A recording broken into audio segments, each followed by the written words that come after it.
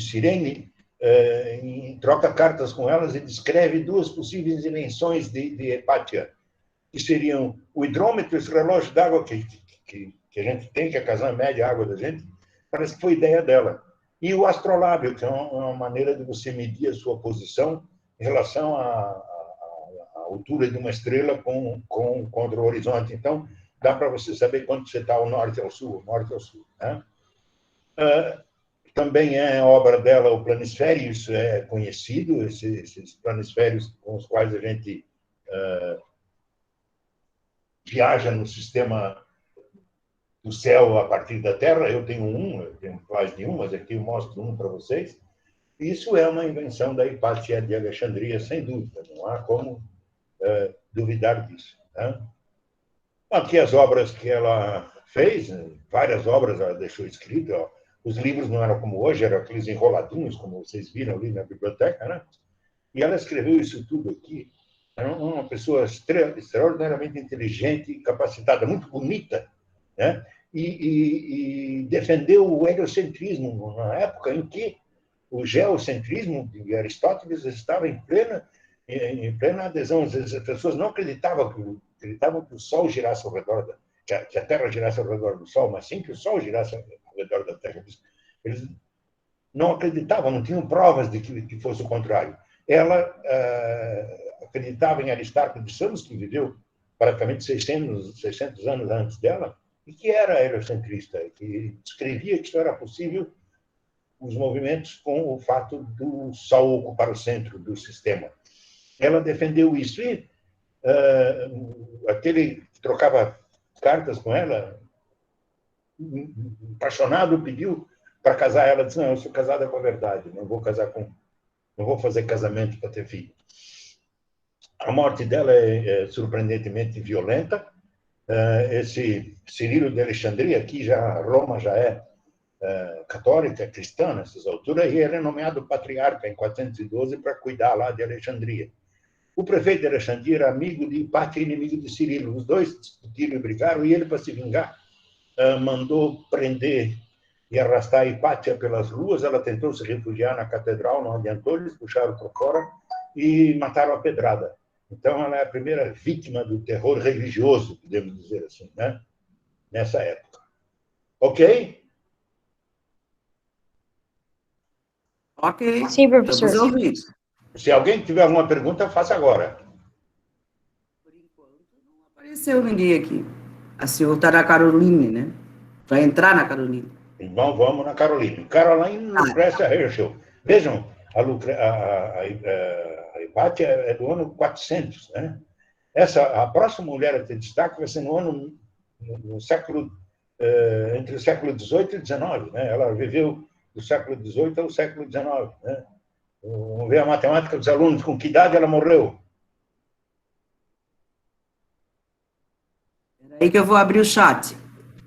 Qual foi a idade? Que idade que ela não morreu? O senhor está perguntando o quê? Que Isso, idade ela morreu? Vamos lá no chat. 98. Ah, muito bem. Se fosse 1850, seriam 100 anos, né? 2 anos antes, então ela chegou a 98 anos. A mulher Nossa, mas viveu. longeva para a época, muito longeva, porque ela era muito livre de doenças, né? Porque uma gripe matava naquela época, né? Ela é nascida em Hanover, é filha de Isaac Herschel, que era da banda militar do Reino de Hanover. Ele era quem tocava o boé, que é aquele instrumento parecido com a flauta, ali, muito bonito. E ela é irmã do famoso astrônomo William Herschel, que também era músico e que era astrônomo, morava na Inglaterra. Com a Guerra dos 7 Anos, ele foi morar na Inglaterra, o irmão dela, William, né? Lá ele virou William. Quando o Reino de Hanover estava para perder a guerra, o pai dele pegou e disse: vai para a Inglaterra, porque lá são nossos amigos, não são inimigos. E ele foi para a Inglaterra. Aos 10 anos, ela tinha contraído tifo, Caroline. E a sequela do tifo na vida dela, isso aí era um médico da época, né? Ele não era médico, era bruxaria, eles não sabiam nada de medicina, né? Veja, já no século XVIII para XIX.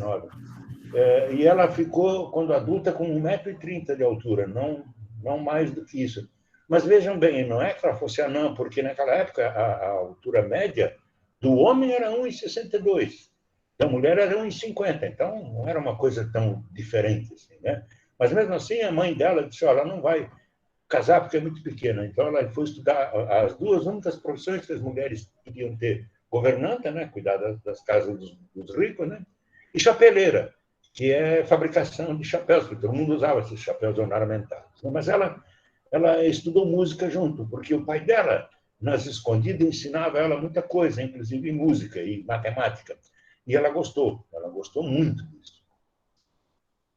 Quando o pai morreu, em 1772, ela foi morar com o irmão na Inglaterra, em um lugar chamado Bath, que existe até hoje, essa é uma foto atual. Bath foi fundada pelos romanos, banho significa, né? É um lugar que tem águas, como aqui em Santa Maria da Imperatriz, tem águas termais. E os romanos fizeram essas casas de banho, inclusive essa é uma das casas originais que ainda existe hoje. Porque, diferente do Brasil, na Europa eles conservam as coisas, né? Então a gente visita, eu conheço, é lindo, maravilhoso.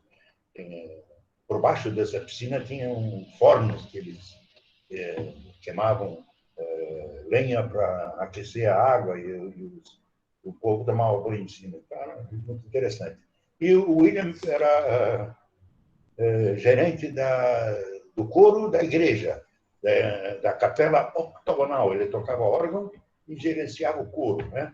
E levou ela para cantar, e junto com ele ela cantava muito bem.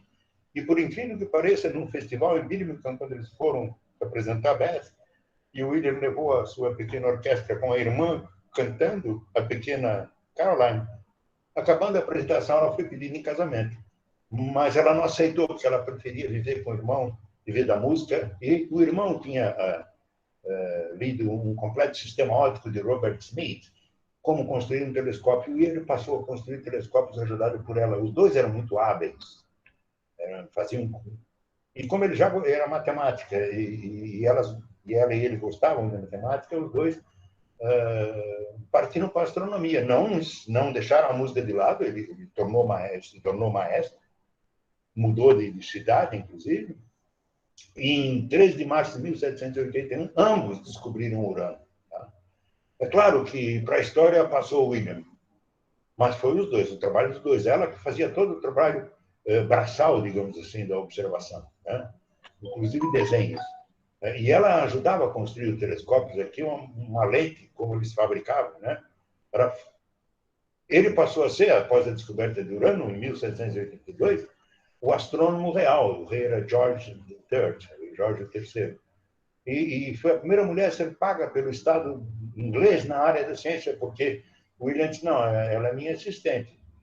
Sem ela, não venho trabalhar. E ele passou a ser o astrônomo real, famosíssimo, que descobriu o planeta Urano. Né? Ô, professor, Oi. Os estudantes no portal da escola, eles possuem uma atividade lá, no link de astronomia, que fala de algumas mulheres, e a Caroline, né, Caroline Herschel, eu não sei dizer muito esse nome, mas ela, né? Caroline Herschel. Essa mulher importantíssima, ela cai lá naquele exercício, eu dou uma ênfase bastante no trabalho dela. Então, é importante que os estudantes percebam bem a sua fala agora, porque está lá bem assim, ó, bem num tópico bem grande sobre ela. Tá bom? É só para avisá-los. Obrigada. Em abril de 1786, ela e o irmão se mudaram para Slough, onde foi construída a famosa Casa do Observatório, que foi demolida em 1963, porque estava atrapalhando o progresso, que era a casa onde ele montou esse gigantesco observatório. Precisava de muita gente para ele poder operar, porque não existiam motores elétricos ainda nessa época, então era tudo manual, era tudo feito por Roldana e etc. Então, esse telescópio revelou assim: mas por que não conservar? Porque ele custou 4.000 libras, o rei pagou para ele fazer esse telescópio, mas o telescópio é tão grande, tão difícil de manusear, de colocar ele nos 3 eixos necessários, precisava tanta gente, que não deu certo. E a qualidade óptica não ficou boa. Então, aquele outro telescópio menor que ele tinha era melhor do que esse aí. Ele usou 3 vezes só esse telescópio, eles usaram. E ela nem subiu, porque precisava ficar encarapitado ali. Ele caiu uma vez, então resolveram abandonar, ele foi abandonado e foi desmontado esse telescópio. Por isso, a casa onde ele ficava acabou não sendo tão histórica assim, ela foi demolida em 63. Diga, Roberta. Diga.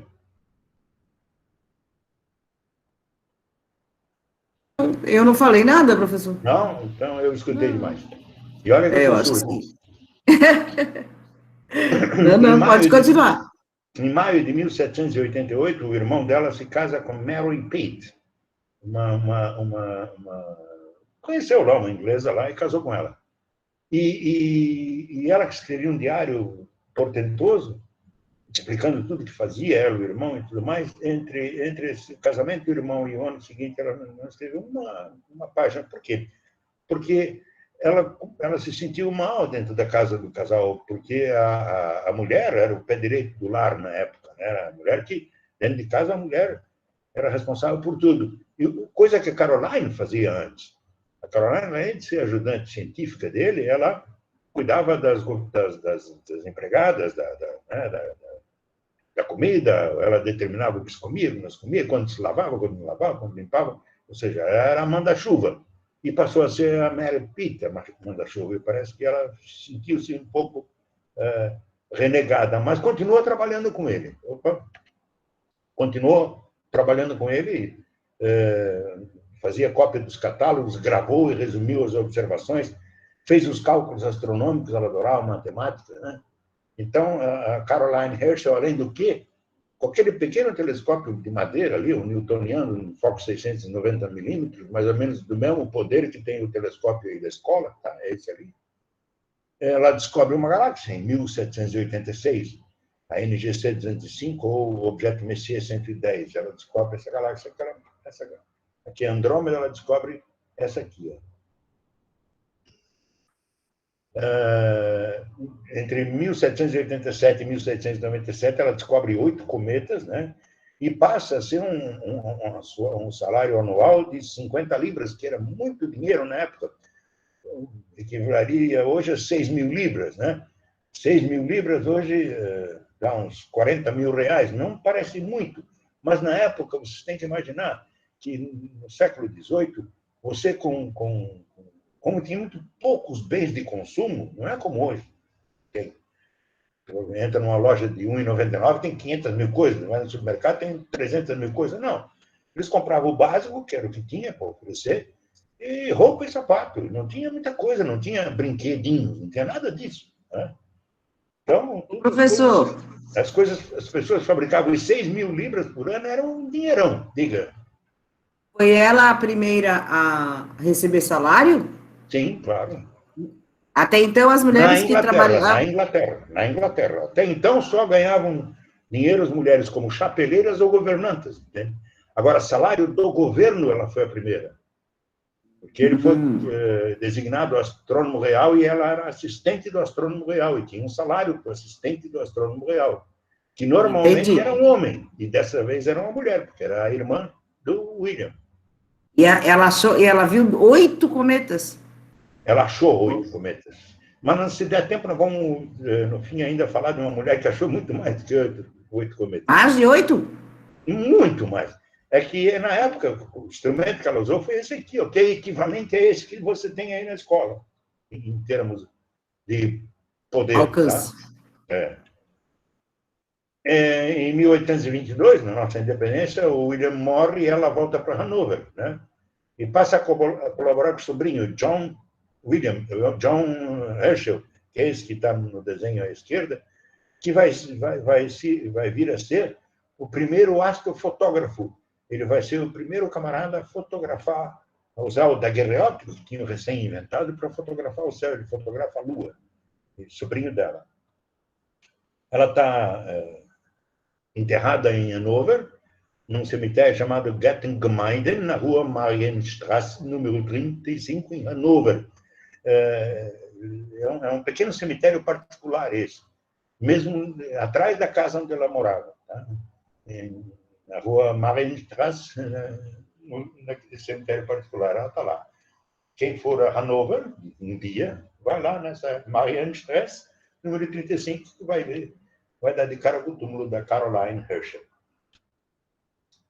Existe em Bath um museu de astronomia dedicado aos dois. Ali a gente pode ver um vestido dela, uma das lunetas dele, uma esfera armilar, né? Outra esfera armilar, harpa, porque eles eram músicos também, tocavam bastante. Né?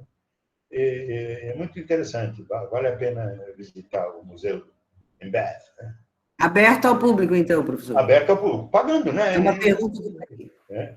Ela ganhou a medalha de ouro da ASL em 1808 por catalogar 2.500 nebulosas, eleita membro honorário do Royal Astronomical Society, foi as primeiras mulheres a participar da sociedade, ela e Mary Somerville. Medalha de ouro pela ciência pelo rei da Prússia, que era onde ficava Hanover, né? E tem um asteroide em nome dela, 281 Lucrécia, que é Caroline Lucretia Herschel, né? Em uma cratera da Lua, a cratera Caroline Herschel. Então, ela é bem homenageada. Opa. Agora vamos falar de Annie Russell Maunder, que é uma pessoa muito importante, já século XIX para século XX, então já é mais atual. Né? Com que idade ela morreu, pessoal da matemática? 79. Hã? 79? Quem é? Esse é o mesmo que respondeu antes. Né? Quem é? Mas seu nome? Bruno. Ah, é o Bruno Flor. Quanto você disse que foi? 79. Josué, por favor, É você verdade, desliga a sua câmera. ele é bom. Eu vou dar um macete, eu acho que o Bruno deve estar usando um macete. Quanto falta para 100 em 68? Quanto falta? Peraí, como é a pergunta, Para professor? 100. Desculpe eu. 68 para 100. Posso responder? Hã? Pode. Pode? 91. De 68 para 100, quanto é que vale? Quanto é que falta? É 91. Ah, gente. 32. 42. 32? 42. Não. 32. 32. Isso. Ah, 32 mais 47? Dá quanto? 79. Pronto, foi assim que ele fez. Ele viu quanto faltava até 1900, tá? E depois de 1900 tinha passado, ela viveu 47 anos. Agora, até chegar em 1900, ela viveu 32. 32 mais 47, 79. 79. E viveu bem para aquela época, hein? Ah, sim, também. É. Ok. Vamos Então, lá, continuando. ela nasceu em Cambridge e foi a primeira mulher a se formar em matemática em Cambridge, em 1889. Também é E pioneira. fica onde, professor? Cambridge? Cambridge, Fica na onde? Inglaterra. Né? Inglaterra. É que a gente não sabe tudo. Ela antes. nasceu em Strabane, na Irlanda, que é na divisa da Irlanda do Norte com a Irlanda. Do Norte é Belfast, ainda tem uma briga, é outra Dublin, né, que é mais calma. Ela nasceu na divisa entre as duas, tá? E foi estudar em Cambridge. Cambridge, aqui perto de Londres. Ela foi a primeira mulher a estudar matemática, se formar em matemática com louvor em Cambridge, em 1889. Em 1891, a primeira mulher a trabalhar no Observatório de Greenwich, que existe até hoje, é lindo, vale a pena ir lá. Lá é o Meridiano Zero, é um lugar que quem for da Europa eu recomendo. É lindíssimo. Hoje é um museu, não é mais um observatório. Foi no centro de Londres, não tem mais como olhar o céu daqui. Mas na época tinha, não existia luz elétrica, as cidades eram escuras. Né? Então, Professor, era ali em cima? Volta para mim, por favor. O observatório Era é aqui, ó. Esse aqui é a cúpula do observatório. Aqui dentro estava o telescópio. Tá, todos esses... hoje. Ah, tá. Então era isso que eu queria perguntar. Se ainda está aberta a visitação. Só para olhar, só para olhar. Você passa lá embaixo e olha, ele tá... Ah, dentro não pode entrar? Não, não pode. Não pode porque essas coisas, para serem conservadas, elas têm que ser intocadas. Né? Ninguém pode chegar perto. Tá certo. Então, ela foi ser uma das damas da matemática de Greenwich. Ela fazia cálculo para os astrônomos. Tu vê, ó, agora já ganha um pouco. Enquanto a Caroline ganhava um monte de dinheiro, ela ganhava só 2 libras por mês. E vivia bem com 2 libras por mês, se você quiser saber. Por exemplo, se ela tivesse alugado um quarto não era 1 libra, era menos de 1 libra. Né? E o resto era para comida e ainda sobrava para roupa. ela conheceu lá um astrônomo chamado Eduardo Walter Maunder, né, que estudava as manchas solares. Aqui nós já estamos no limiar do século XX, então os telescópios já estão bem melhores que os da Caroline e do William, né? Eles se apaixonam e se casam em 1895, e tem um detalhe. Ele era viúvo e tinha 5 filhos, uma escadinha de filhos. E pela lei inglesa, veja que absurdo, né? A mulher casada tinha que cuidar dos filhos, mesmo que fossem filhos de outra. Mas casou com o cara e ela tinha que assumir a criação dos filhos. E ela não podia trabalhar fora de casa. Bom, isso não aconteceu, ela não foi para trabalhar, cuidar dos filhos, eles contrataram alguém para fazer isso, e ela continuou como assistente dele, porque ele sabia que ela gostava, e ela foi uma das primeiras a usar a fotografia profissionalmente, já com equipamentos específicos, né, já desenvolvidos para isso. Em 1898, ela fotografa, essa é a foto que ela fez, no eclipse solar lá na Índia. Viajaram para lá, e o Girton College proporciona para ela aquela câmera, telescópio câmera ali, para ela fazer as fotos. E ela passa, ali é ela fotografando, né? E ela passa a fazer isso com muita precisão, principalmente nas manchas solares, e ela passa a estudar a história das manchas solares. Tanto é que ela e o marido descobrem que, por exemplo, o número de manchas teve um período entre 1650 e 1750 que tinha muito pouca mancha. Depois, outro período, mais um mínimo, e assim por diante. Eles perceberam, estudaram mais ou menos até aqui, assim, 900 e pouco, né? Depois, eles vão deixar a vida, né? Até perto de 1950 ela estudou isso. E descobrem a relação entre as manchas solares e, por exemplo, as auroras boreais, descobrem a relação entre as manchas solares e o clima na Terra, e algo muito importante, nós vamos ter no curso, agora preparando para a OBA, nós vamos ter aula sobre isso, eu vou explicar como isso funciona, mas é o casal Maunder que descobriu. Isso aqui é a autoria dela, The Heavens and Their Story, O Céu e Sua História. Atualmente, nós estamos aqui em 2021, o ciclo solar de manchas está subindo, está melhorando. Nós passamos no ano passado por 0 manchas. É interessante que o clima na Terra ele melhora com as manchas. Ele é complicado aqui, nesses períodos de mínimo, acontecem em eras congelantes. Tá? Ela trabalhou de 1915 a 1920 como voluntária em Greenwich, e ficou com o salário do marido para ela, ele morreu antes, ele morreu em 1928, quer dizer, antes não, depois disso, mas e ela só morreu em 1947, então ela continuou os estudos deles até perto dos anos 50. Tá? Uma mulher muito importante no nosso conhecimento sobre o clima. Ela e o marido fizeram o link entre as atividades solares e o clima na Terra, coisa que a gente não sabia. Né? Ela foi membro efetivo da British Astronomical Association, que tinha fundado pelo marido, então não tem muita graça, mas do Royal Astronomical Society, que a Caroline Herschel foi aceita, ela também foi, ela foi a terceira mulher. Tá? E tem na Lua uma cratera chamada Maunder, que é homenagem ao casal. Tá? Mas, de qualquer forma, ela trabalhou profundamente, e a matemática era toda por conta dela, das coisas que eles calcularam e fizeram. Tanto que ela é muito mais conhecida que o marido. Ok, alguma pergunta sobre a Maunder? Ou posso ir adiante? Pode continuar, professor. No final, a gente... Oi? Vai na fé. Só um pouquinho, pessoal. É um de cada vez e eu que vou dizer quem vai falar, tá, gente? Só um pouquinho. Sobre o conteúdo que o professor está apresentando das mulheres na astronomia, eu tenho 3 mãos levantadas aqui. O Josué, a Elisandra e a Larissa. Então, Josué, não. O Josué saiu. Elisandra, você tem alguma pergunta sobre este assunto?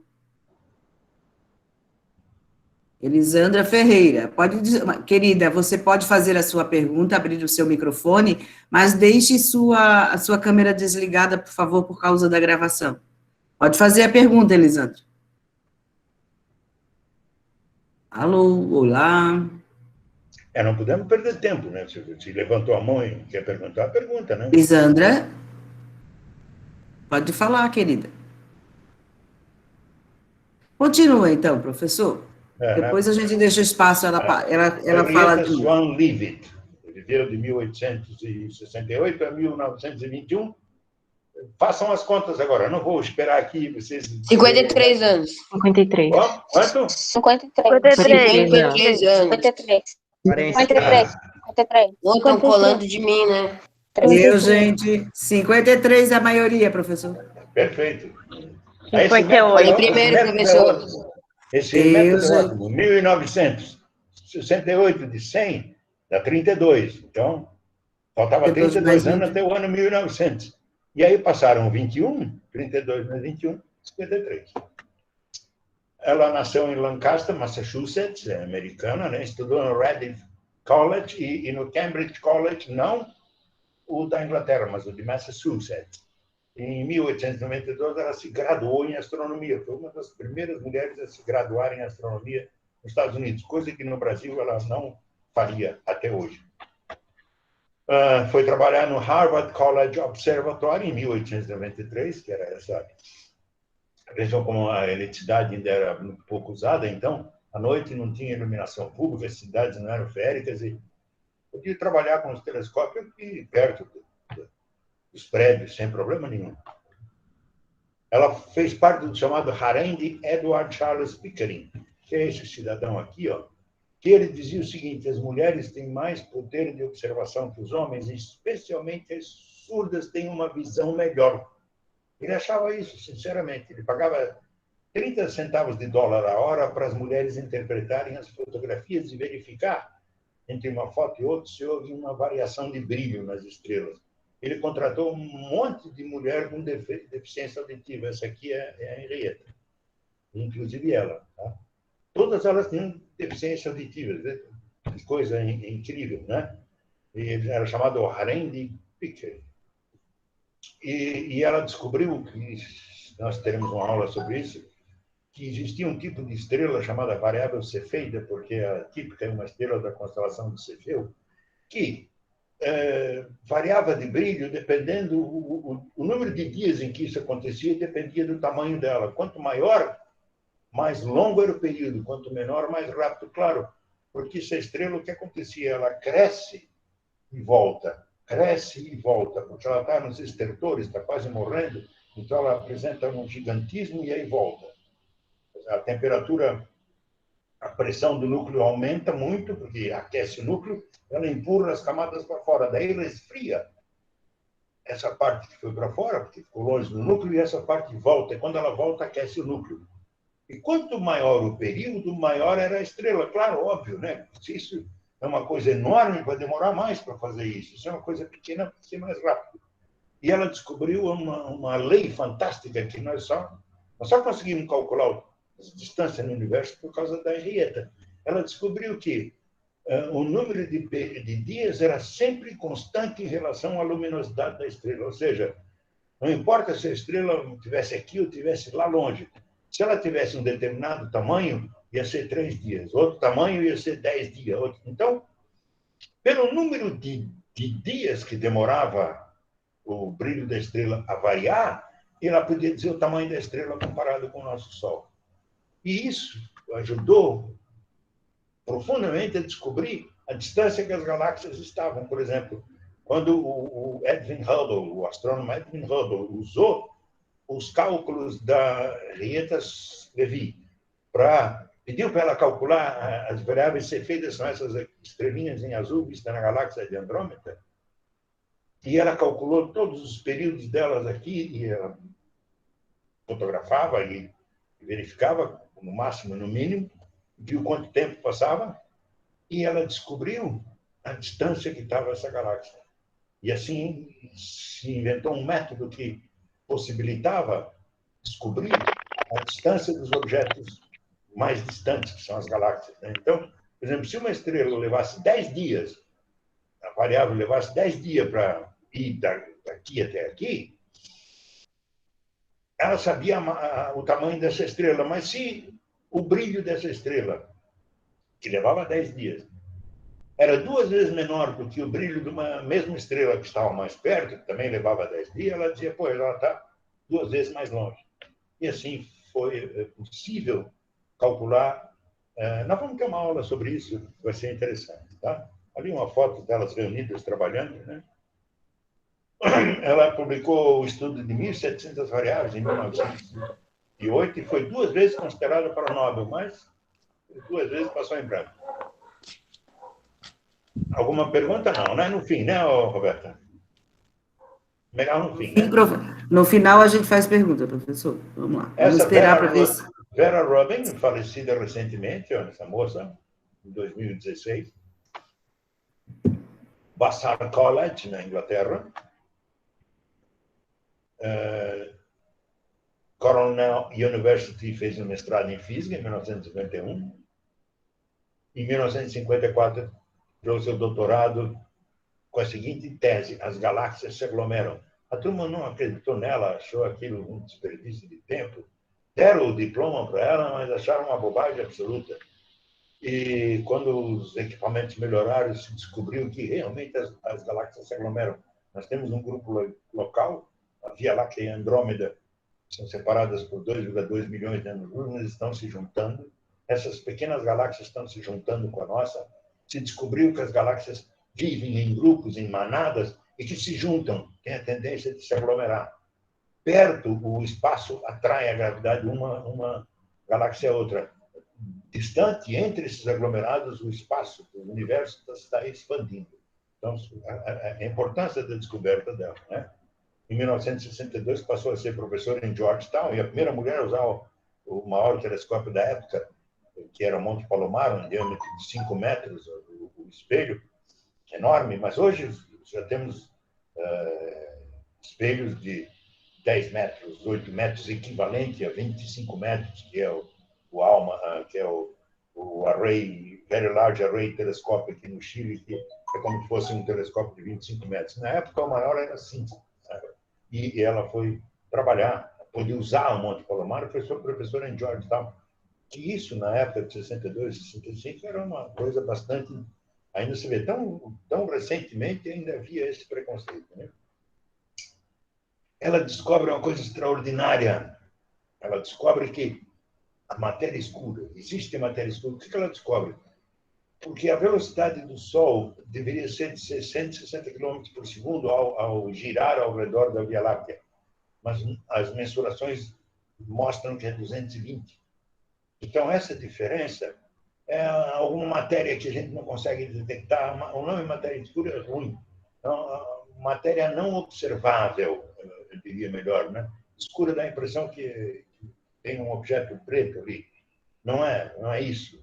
O nome foi muito mal dado. Né? É aquela história, se você pegar uma cordinha, uma pedrinha, uma corda com tamanho pequeno e girar, ela vai ser muito veloz. Se você aumentar o tamanho da corda com a mesma força, o giro vai ser mais vagaroso, porque tem uma distância maior para girar. Então, o Sol, como está numa determinada distância do centro da galáxia, deveria girar a 160 km por segundo, mas ele gira a 220. Então, tem alguma coisa forçando essa velocidade de 160 para 220. E isso chama matéria escura. Ela quem descobriu isso. Tá? Olha só o nome de prêmios que ela recebeu, medalhas e tá. Essa medalha aqui, ela e a Caroline Herschel, né, que receberam, né? Royal Astronomical Society. Mas Nobel também, nem pensar. Ela descobriu simplesmente que o universo, que existe uma matéria não detectada que faz as estrelas girarem mais rápido ao redor do centro galáctico. E só isso ela descobriu, só isso. Outra moça, também lá, agora Belfast, né? Outra irlandesa, né? Jocelyn Bell. As irlandesas são, pelo jeito, de cabeça boa para ciências. Nascida em Belfast, você tem uma uma vista de Belfast, eu coloquei porque é uma cidade bem bonita, né? Uma cidade bem bucólica, bem pequena. Né? Essas cidades na Europa são pequenas. Eu conheço algumas cidades do Reino Unido, assim, por exemplo, eu tive Liverpool. Liverpool é menor que Florianópolis. A gente pensa que né? Liverpool, Beatles, deve ser uma metrópole. Nada, menor que Florianópolis, cidade pequena. Cidade grande na Inglaterra tem uma, Londres. O resto é tudo cidade pequena. Uma miríade de cidades pequenas. É como o estado de Santa Catarina. Tem uma grande, que é a Grande Florianópolis, o resto é tudo médio, né? O ensino médio, ela foi proibida de frequentar o laboratório, porque mulheres não podiam entrar no laboratório. Qual era a lógica disso? Não tenho a menor ideia, mas na época não podia. Mas ela se graduou com honras na Escócia, na Universidade de Glasgow, em 1965, em física. Em 69, ela, na Universidade de Cambridge, na Inglaterra, ela fez o seu trabalho de doutorado. São lindas construções, né? São antigas, construções do século XVII, XVIII. Se conservam, dotam as construções de modernidade atual, mas é que elas são feitas de pedra, né? A maioria das construções são de pedra, não de tijolos. São pedras largas, então por isso ela tem essa resistência. Professor, eu tenho uma dúvida, por favor. Diga. Pode falar, você abriu o microfone. Quem é? Se apresente, por favor. Quem estava dizendo que estava com dúvida? Alô? Estou esperando.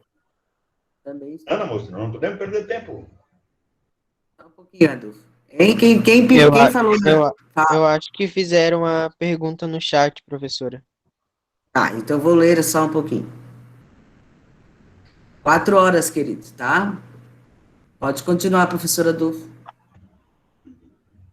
O seu orientador é Anthony Hewitt, aqui ela viste com ele, e ela trabalhava com essa montagem, que é um radiotelescópio, absorve ondas de rádio das estrelas, das galáxias, porque todos os objetos emitem comprimento de onda do rádio, do raio-x, do infravermelho, do ultravioleta. Todos os objetos celestes, as estrelas, as galáxias, emitem ondas nesses campos do espectro. E ela foi responsável, o Antônio Usnado, vai cuidar das observações desse radiotelescópio. E ela descobriu, em julho de 67, que havia uma anomalia sempre que passava por um determinado lugar. Aí ela disse, olha, vamos estudar essa anomalia. E o cara, tá. Os telescópios olharam e disseram, é a nuvem é a nebulosa do Caranguejo. Uma nebulosa, uma pequena nuvenzinha de gás. É ali que está vindo esse sinal. Esse sinal tem 1,6 segundos, ele dá esse sinal. Tem que dar esse sinal que está aqui na tela. Aqui é um gráfico, né? Mas a cada 1, alguma coisa segundos, 1,06, alguma coisa assim, eu não tenho certeza do número, não me lembro. Ele repetia o sinal, tanto que ela achou assim, pô, será que é alguém mandando uma mensagem para nós de outro lugar do espaço? Então ela chamou de LGM o sinal, Little Green Man, pequeno homem verde, né, que era a ideia dos ETs. Mas ela apresentou isso para o Hewitt, aí eles foram fazer os cálculos e ela trabalhou junto e descobriram que havia uma possibilidade dessa estrela, desse sinal, ser do resto de uma estrela que explodiu. Aqui tem um esquema de como essa estrela explodiu e que se tornou uma estrela de nêutrons, que é o núcleo da velha estrela que explodiu e jogou fora seu material, que continua com a rotação da estrela, continua com a emissão de ondas de rádio e principalmente ondas de rádio. E como ela gira, continua girando, dependendo da posição que ela está em relação à Terra, ela manda isso como se fosse um farol. As ondas de rádio saem pelos polos dessa estrela de nêutrons, né? Então, ela capturou isso. Isso depois foi provado. Isso é uma estrela de nêutrons, tem uma massa 1,5 vezes maior que a massa do Sol, quantidade de matéria, mas um diâmetro de 18 quilômetros, pequenininha. O Sol tem 1.400.000 quilômetros, né? A crosta é sólida, tem 1,5 km de espessura, e o interior é líquido pesado, a maior parte de nêutrons com outras partículas Isso, uma estrela de nêutron é um objeto extremamente denso. Uma coisa mais densa que uma estrela de nêutron é um buraco negro. Ela descobriu a estrela de nêutrons. Quem ganhou o prêmio Nobel? Não precisa dizer nada, né? Nem mencionada foi. E ela... Sério? Sério, quem ganhou foi o Anthony Hills. Está aqui ele recebendo o prêmio Nobel. A mulher faz uma baita de uma descoberta e... Não, ignorada. Assim como César Lattes, o brasileiro, foi ignorado na descoberta da radiação cósmica, né? Ela também. Terceiro mundo e mulher, naquela época, não existiam. Né? 74, né? Não é tão longe assim, né? Foi outro dia, eu já tinha nascido. Ela está viva ainda, tá? Ela é a primeira que eu estou falando que está viva, tá? Sim. Foi presidente da Royal Astronomical Society, Institute of Physics, e do Fundamental Physics Prize. Ela está viva. Então, a partir de agora, eu vou falar só de gente viva, tá? 2 livros dela, eu recomendo esse livro aqui dela, se encontrarem. Vão encontrar em inglês, mas se encontrarem em português, é lindo. Eu tenho ele em inglês, Dark Matter, Poems of Space, que eu sei em Bella Burner. E Broken for Life, também dela, muito bonito também. São ótimas leituras. Agora eu vou quebrar um pouco o paradigma, Roberta, posso? E introduzir uma astronauta. Pode, deve. Uma astrônoma. O que vocês acham? Acho ótimo. Astronauta, como é o nome dela? O nome dela russa, está em cima. Ó. Leia o nome dela para mim. Eu não sei. Valentina Vladimirovna Tereshkova. Valentina Vladimirovna Tereshkova. A primeira mulher no espaço. Né? A única mulher a ter feito um voo solo no espaço, ou seja, só estava ela dentro da cápsula. Não tinha mais Sério? Sério. Em que ano isso, meu Deus? Calma. 16 de junho de 1963, subiu pela Vostok 6. Vejam como eram os soviéticos, os russos tinham a subida limpa, ó. Não tem fumaça nenhuma, tá vendo? Combustível sólido que eles usavam era ótimo. Ela nasceu em um lugar chamado Bolshoi Maslenikovo, em 6 de março de 1937, muito bonito lugar, né? E ela tinha apenas 3 anos quando o pai morreu na guerra, em 1940. Em 55, aos 18 anos, ela foi ser operária têxtil na União Soviética. As mulheres tinham subempregos também, mas tinham empregos também. E ela, dentro da fábrica que trabalhava, um cara um dia convidou ela para saltar de paraquedas e ela foi. Em 21 de maio de 1959. E aí ela se apaixona pelo paraquedismo e organiza um clube de paraquedismo na fábrica. Ela se torna, em 61, secretária do Komsomol, que é aquela palavra ali que eu não vou pedir para ninguém ler, tá? Porque é impossível para nós falamos português. Não é tão impossível, não. Komunity Czeski Soyuz Molodiozy. Significa Comonsol, União da Juventude Comunista, quer dizer isso, tá? É. Vocês que... O pessoal da esquerda, decore isso aí, por favor. Em 1961, aos 24 anos, ela começou a estudar, porque o chefe do serviço soviético de lançamento, a NASA soviética, era Sergei Korolev, e ele considerou enviar mulheres ao espaço. O que precisava para ser cosmonauta era ter menos de 30 anos, ter menos de 1,70 m, menos de 70 quilos, saúde perfeita, ideologia pura. Ela era operária, ela era bem do PT da época, né, deles lá, né, o Partido Comunista, né? E no mínimo 6 meses de paraquedismo. Ela dava um banho, porque ela tinha anos de paraquedismo, né? Por que paraquedismo? Porque as cápsulas soviéticas não caíam no mar como aqui. Elas tinham 2 tipos de queda. Ou elas caíam de paraquedas na terra firme, ou nos últimos segundos o cara abria a porta e se jogava. Foi o caso dela e do Yuri Gagarin. Tá? Ela cumpria todas as exigências, mas tinha mais 4 candidatas ao primeiro voo, e todas as 4 tinham ensino superior, coisa que ela não tinha. A mais importante era a Valentina Ponomareova, que era piloto de caça, era cientista, engenheira, feminista, desbocada, e a filha de um herói de guerra. Tinha tudo para ser a Ponomariova que fosse mandada para o espaço. Mas dizem Só um que... pouquinho, professor. Ah, Tem uma câmera aberta, precisa desligar, por favor. Irene Ferreira é o nome do aparelho. Obrigado. Continua, professor. Estou gostando dessas músicas. Yuri Gagarin, Komorov, e o primeiro-ministro soviético Nikita Khrushchev. E ela?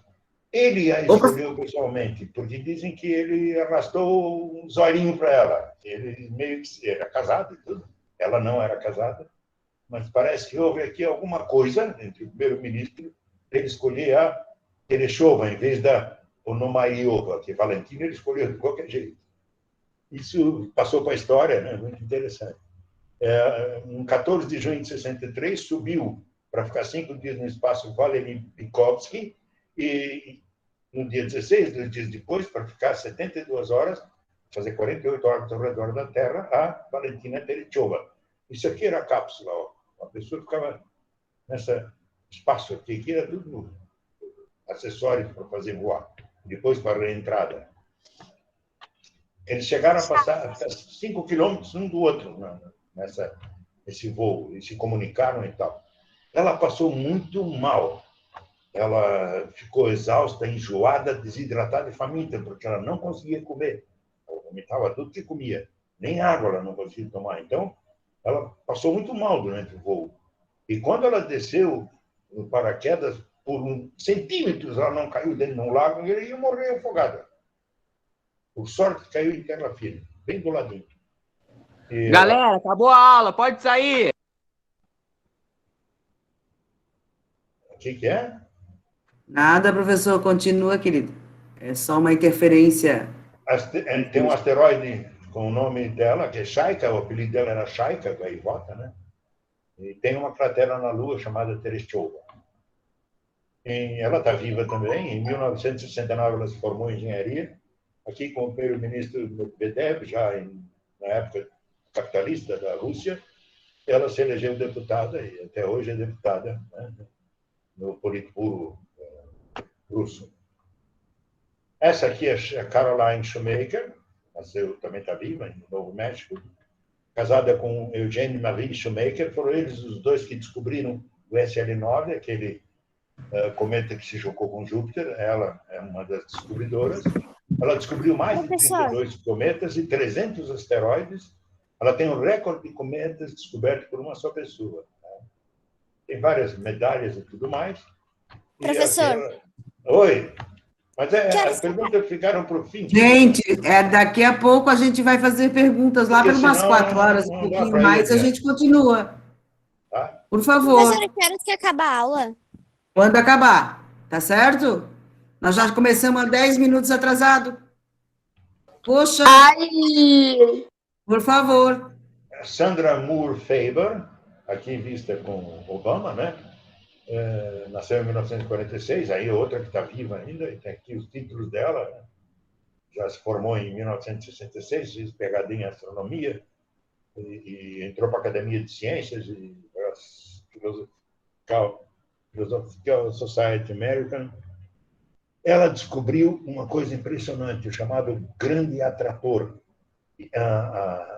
Parece que as galáxias do superaglomerado local se dirigem todas para um ponto no espaço.